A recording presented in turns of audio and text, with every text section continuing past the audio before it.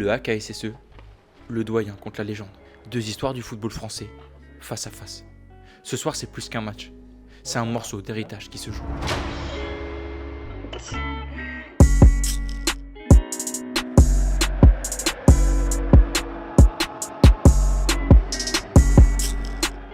Personnellement, c'est très frustrant parce que justement, je suis venu pour jouer et le fait que je sois suspendu, ça m'embête un peu, mais je le garde pour moi.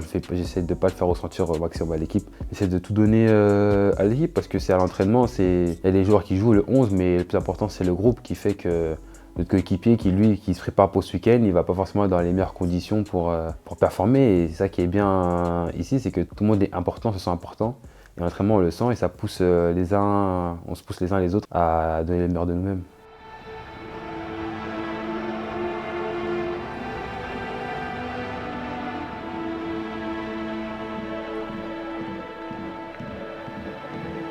Le stade Océane est en feu. Les supporters donnent tout, mais l'équipe ne répond pas.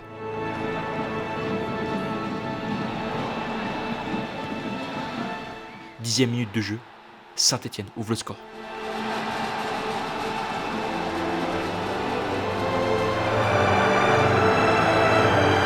Ouais, l'entame de match est compliqué. On a souvent eu des entames de match compliquées, mais je savais que j'avais confiance en l'équipe, je savais qu'on allait revenir au score. En effet, Le Havre réagit. Après ce début difficile, l'équipe ne baisse pas les bras. Comme l'a dit Timothée, la confiance est toujours là. Eux aussi ont confiance.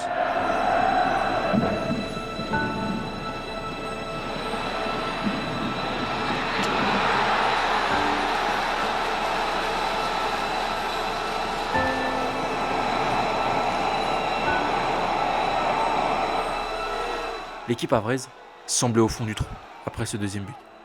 Mais la VAR est intervenue. Le but a été annulé et là, tout a changé. Un souffle d'espoir a traversé le stade et avec lui, les joueurs ont retrouvé la flamme. Par rapport au match aussi qu'on a fait avant, on a montré qu'on avait une grosse force de caractère, on était capable de revenir après un, voire même deux buts. Ce coup de la VAR ou qui annule ce deuxième but, je pense que justement ça te donne une motivation en plus qui fait que d'aller chercher l'égalisation qui est arrivée juste après.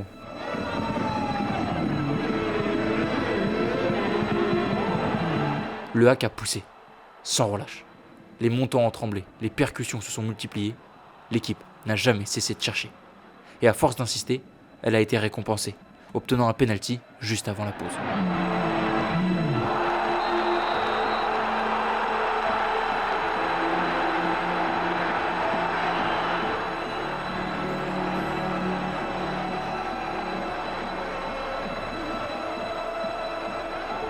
C'est Abdoulaye Touré qui va s'en charger.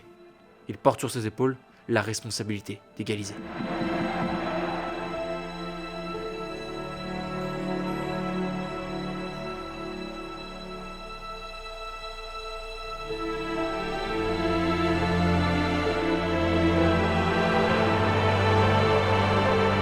Mais parfois, il faut savoir ne pas perdre plutôt que de courir après une victoire.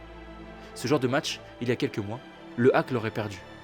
Mais aujourd'hui, peut-être que l'équipe commence à grandir, à comprendre que la maturité passe aussi par ces moments-là, où l'on apprend à ne pas se laisser déborder. Je pense que ouais, le groupe est beaucoup plus mûr et maintenant on sait ce qu'on joue. On sait qu'on ne doit pas se cacher, qu'on joue le maintien. Donc un point est toujours mieux que de rien prendre. On sait que garder un score c'est très important et revenir aussi après avoir été mené est encore plus encourageant et plus important aussi. Oui, je pense que le groupe il a grandi et il grandit vite. C'est très bien parce qu'aujourd'hui on arrive dans des moments qui sont cruciaux dans notre saison et ces moments-là qui font qu'au début peut-être on allait peut-être lâcher quelque chose et aujourd'hui qu'on les tient, ça montre qu'on avance et c'est très bien.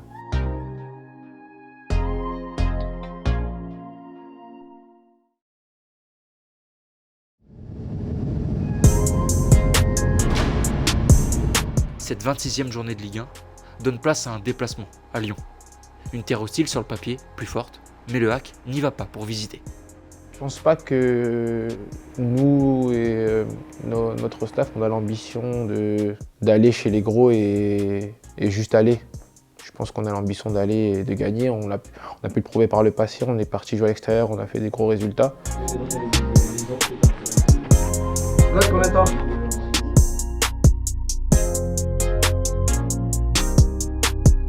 Entre guillemets, on ne joue pas le même championnat, eux et nous, mais on a vu que par le passé, à Lille, à Lens, que même contre ces équipes-là, on est capable de se battre, de montrer que nous aussi, on a nos armes, on a nos forces.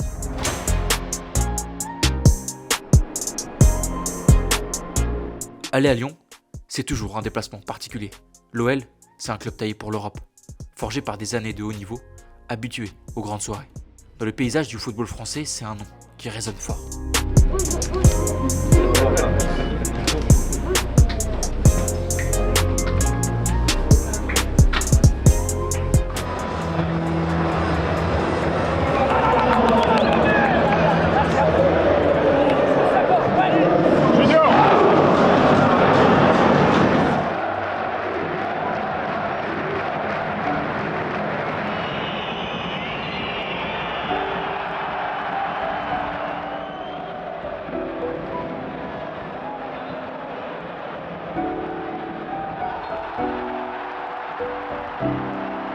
Mais encore une fois, le hack trébuche dès l'entrée. À peine une vingtaine de minutes de jeu, et déjà un pénalty concédé. Comme un mauvais scénario qui se répète, et déjà, il faut courir après le score.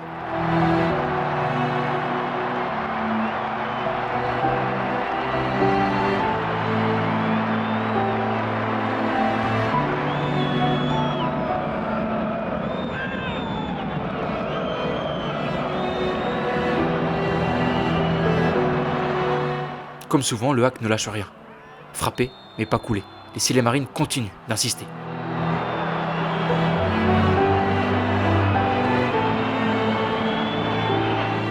Et cette persévérance, encore une fois, finit par payer. À force d'y croire, nos Havrais obtiennent un penalty.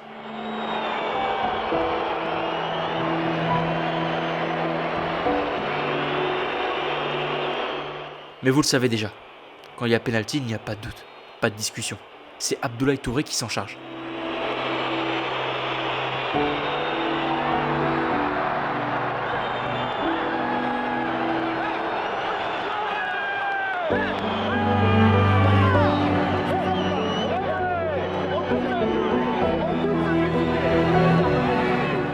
On se dirigeait tout doucement vers un score de parité. Un partout à la pause. Mais Josué Casimir en décide autrement. Servi parfaitement par Issa Soumaré, il marque et jette un grand froid dans le Groupama Stadium.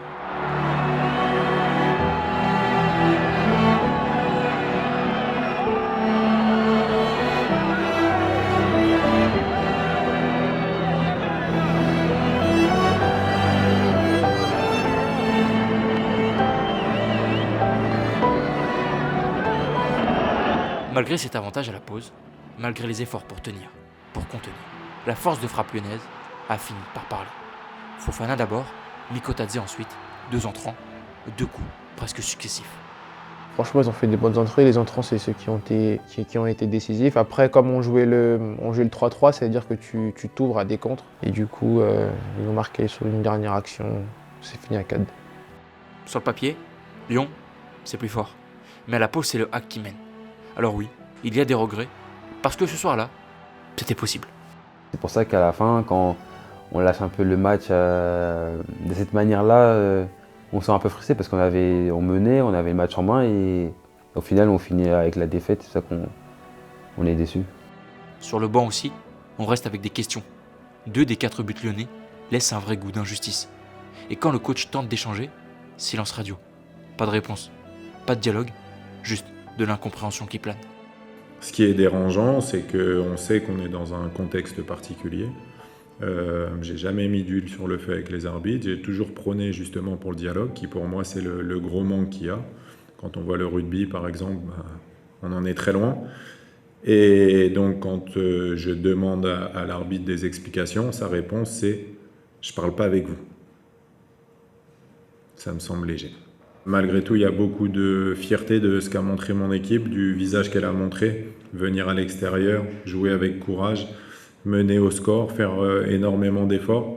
Ça montre que cette équipe a beaucoup de caractère et qu'elle est prête à relever ce challenge pour se maintenir en ligne.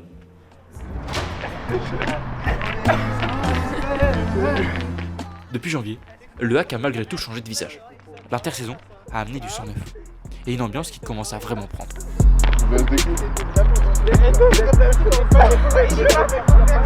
C'est pas grave. On a senti une adaptation un petit peu express de ta part et aussi des autres qui sont arrivés après cet hiver. Comment tu l'expliques? Est-ce que c'est les gars qui t'ont mis dans des bonnes conditions ou... Je suis un bon vivant en vrai. Et aussi, je connaissais déjà pas mal de joueurs, donc ça aide. Franchement, je m'entends avec tout le monde, que ce soit le gars qui est pas dans le groupe, le jeune, le joueur qui joue tout le temps. On s'entend tous bien. Cette ambiance prend, et c'est bien plus qu'une simple alchimie. Les joueurs venus cet hiver sont ici pour performer, pour apporter cette envie de pousser plus loin. Non, je pense que j'ai toujours été un joueur à vocation avec un gros volume de jeu, un gros coffre. Je sais que je suis capable de courir, de répéter les efforts. Aujourd'hui, c'est encore plus chercher la haute intensité dans le football d'aujourd'hui. Ça va ensemble, quoi. C'est mon jeu et le football d'aujourd'hui qui demande ça. Un milieu de terrain, il doit avoir telle statistique qui fait que ça peut t'apporter certaines choses. Donc j'essaie de le faire et aussi apporter aussi moi dans mon jeu, dans mon football, faire ce que je sais faire et tout ça sera que bénéfique pour moi. Voilà, condamne-le. Vite, ça bascule vite. Le coach nous a dit qu'il a fait un petit speech ce matin. Quels sont les messages forts que vous avez retenus? Le message, c'est d'avoir confiance en nous, de ce qu'il voit à l'entraînement et depuis le retour de janvier, il faut rester positif et qu'il a une confiance et que c'est le groupe le plus solidaire qui s'en sortira dans cette situation. Donc à nous de le faire.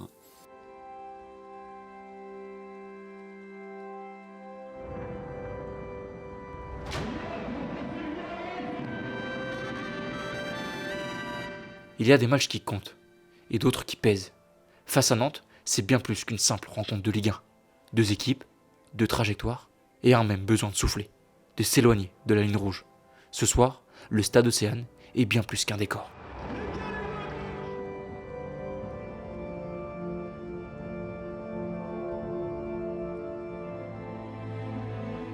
Ouais, je pense que c'était un concours de circonstances et un peu le match, aussi l'importance du match. La dernière victoire qui datait depuis un moment et que le jeu en ce moment qu'on produit qui commençait à être bien. Sur le tableau, il y avait marqué, avant le match, on avait mis la date du dernier match victorieux à domicile. Ça faisait quand même un long moment. Et là, on savait que pour se maintenir, il faut récupérer des points à domicile. C'est là où tu as forteresse, tu as tous tes fans, tous les supporters avec toi.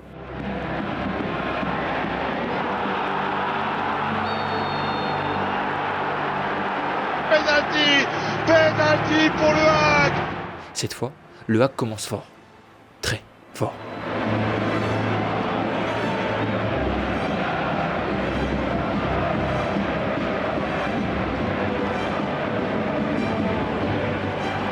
Penalty particulier. Abdoulaye Touré s'élance. Sans un mot, mais avec beaucoup à dire. Abdoulaye Touré, c'est l'entraîneur. Le but après, le ballon placé sur la gauche d'Anthony Lopez. Abdoulaye Touré répond de la seule manière qu'il connaît, en jouant, en marquant, en célébrant. Un message silencieux, mais assourdissant pour ceux qui le comprennent.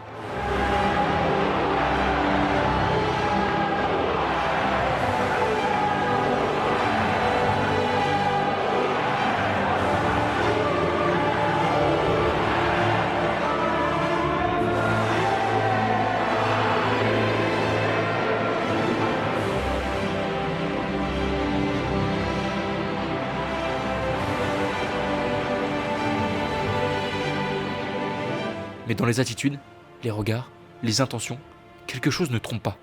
Les Havrais sont venus pour bien plus qu'un simple match, et ça va vite se voir.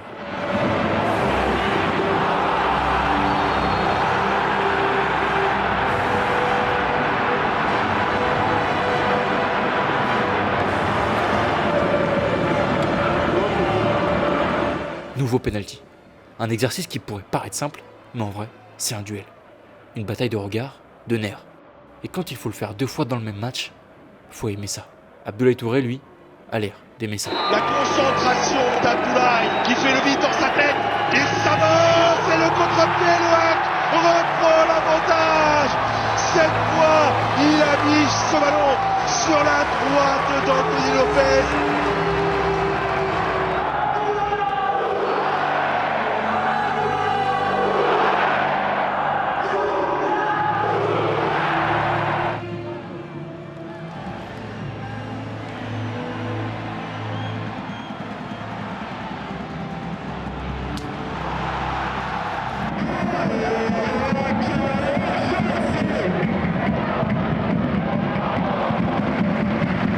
Tu as tenté ta chance 2-3 fois contre Nantes, ça se passait au-dessus, sur la barre aussi je crois.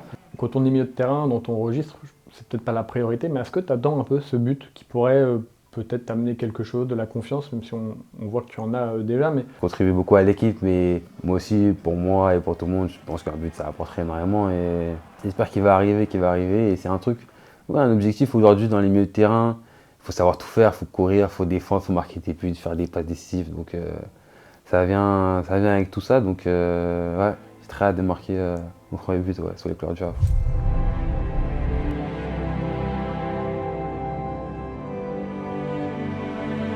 Junior Manga, comme tous ses coéquipiers, rêve de ce moment. Celui où il marquerait, où tous ses supporters exulteraient. Un instant suspendu où chaque joueur et supporter ne forment plus qu'un. Et ce moment-là va arriver par un joueur que l'on n'attendait peut-être pas à cet endroit-là, à ce moment-là.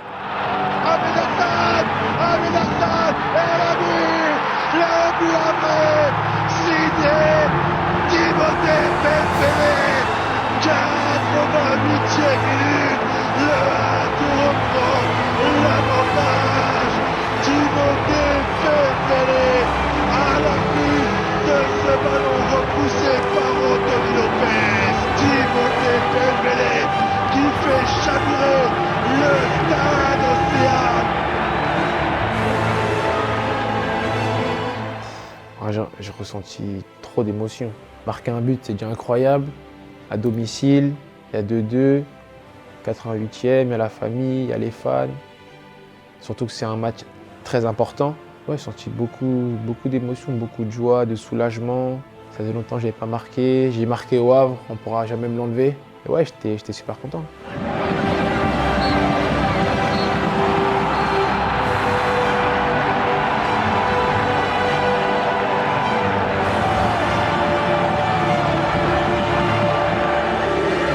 On ne se lassera jamais de ces images. Celle d'un groupe qui se bat, d'une équipe qui célèbre.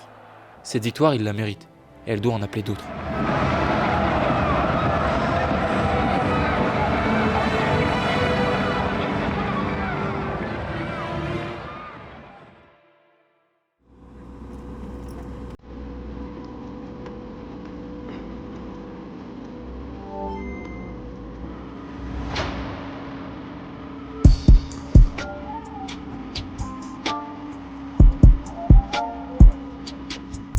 Le chemin continue. Et cette fois, il nous mène à Montpellier. Un match à gagner parce qu'il le faut. Parce que dans la course au maintien, chaque point est une goutte d'oxygène. Justement, comment on aborde un match qu'on sait qu'on est obligé de gagner, quasiment, si on veut se maintenir?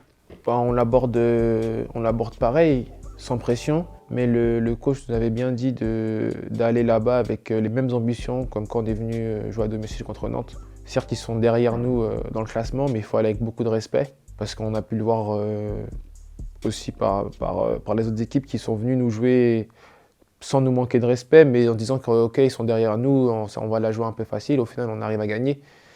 Et nous on est allé avec beaucoup d'ambition. Montpellier est dernier, oui, mais ces matchs-là sont souvent les plus piégeux. Une équipe en survie, un soleil écrasant, une chaleur inhabituelle, un cocktail brûlant. Mais c'est dans ces après-midi-là que naissent les points qui comptent.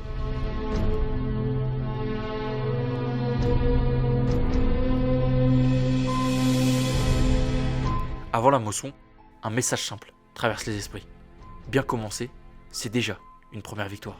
Message reçu 5 sur 5, un démarrage fulgurant, la promesse est tenue.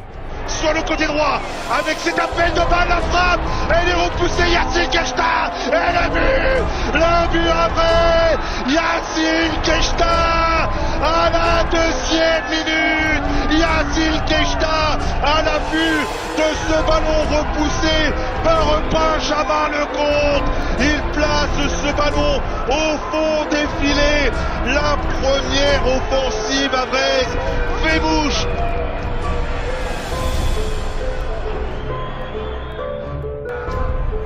Le jaillissement derrière de Loïc Tégaud, la frappe et le deuxième but après, 33e minute, et ce but c'est Monsieur Abdoulaye Touré qui l'inscrit, son 8e de la saison.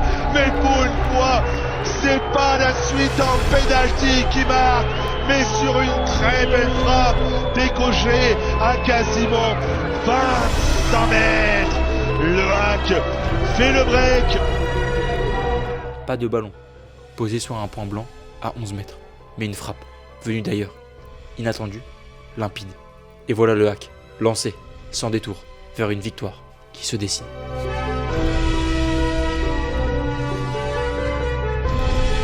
On a fait très mal dès le début en contre-attaque, très mal. On aurait pu mettre 2 voire 3 buts, même 4 je pense, très facilement les 31 minutes. Et je pense que je jouais beaucoup les contre-attaques, attaques rapides, on a mis beaucoup d'énergie dans ça.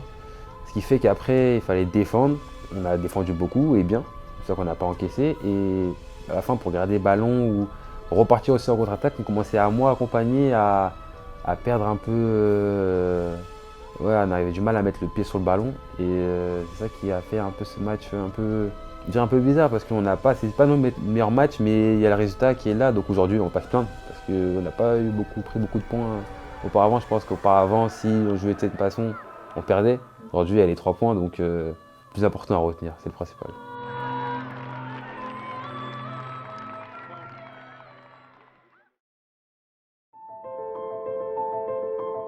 C'est un petit peu fou au final comme question de se dire que Rennes peut être un concurrent du Havre. Non, je pense très sincèrement que non. Mais malgré tout, c'est un match qu'on doit se donner la peine et l'envie et l'espoir de gagner. Donc c'est un match qu'on va aborder dans des conditions, c'est vrai, qui sont plutôt bonnes après avoir réussi à gagner à domicile et enchaîner en plus à l'extérieur. Donc c'est une bonne dynamique, mais je ne considère pas du tout Rennes comme un concurrent du Havre. Les signaux envoyés précédemment laissaient présager un match qui allait tenir toutes ses promesses ce soir. Dès le début du match, nos Havrais n'y sont pas. Eux, les Rennais répondent présents. On comprend mieux notre coach quand il évoque que Rennes ne sont pas nos concurrents.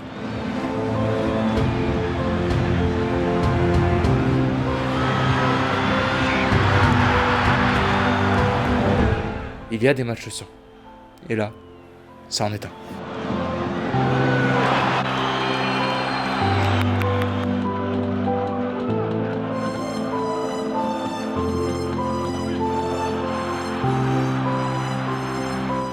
Junior Mwanga nous parlait de cette volonté d'inscrire son premier but au HAC. Entre nous, je pense qu'il aurait voulu le marquer dans d'autres conditions.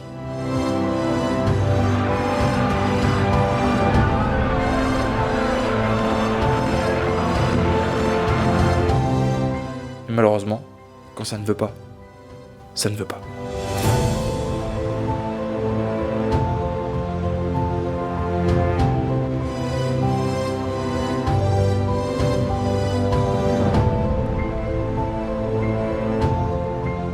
Alors finalement, que retenir de ces 5 matchs? On a vu du combat, des réactions, de la frustration, des victoires, sans jamais rien lâcher. Alors à l'issue de ce dernier match, chacun se fera son avis. Mais il nous reste 5 matchs, 5 combats, avec dans nos mains notre destin. Et ça, peu de gens l'auraient cru si on vous l'avait dit il y a encore quelques mois.